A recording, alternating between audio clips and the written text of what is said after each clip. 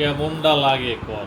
এইমাত্র একটা নিউজ পাইলাম, হিরো আলম পরকিয়া করে রিয়ার হাতে পেদানি খেয়ে হসপিটালে, না না সরি থুকু, হিরো আলম রাস্তায় পেদানি খাইয়া মাথা ফাটাইয়া হাসপাতালে, রিয়ামণি তার সাথে এসেছে, না না থুকু, কোনটা কইম কোন তো, না না না না কয়দিন আগে রিয়ামণিরে যে পোলায় নিয়া পরকিয়া করছে পিডাই আইছিল যে হিরো আলম, সেই পোলায় হিরো আলম রাস্তা হালায় পিডাইছে, না না না থুকু, কোনটা কোন শিরোনামটা এদের উপরে দিব, একটু ভিডিওটা দেখেন আপনারা।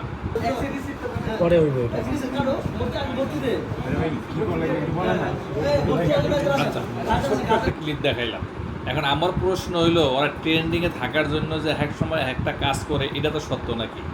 এইটা 100% সত্য। এরা এই ভিডিওটা সাহসী কণ্ঠ নিউজ থেকে যখন ছাড়া হয়, তখন দর্শক যেগুলো কমেন্টস করছে একটা ওদের পক্ষে না, মানে যা ইচ্ছা তাই বাজে কমেন্ট।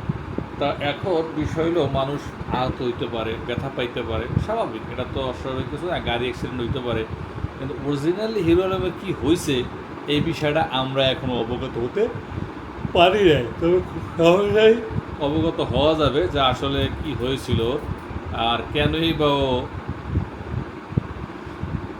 বা ওর এই অবস্থা হয়েছে। এখন আবার টেনশনে রিয়ামনির অবস্থা খারাপ, আর কী যে একটা নিউজের বাইক করে এরা, আসলে কি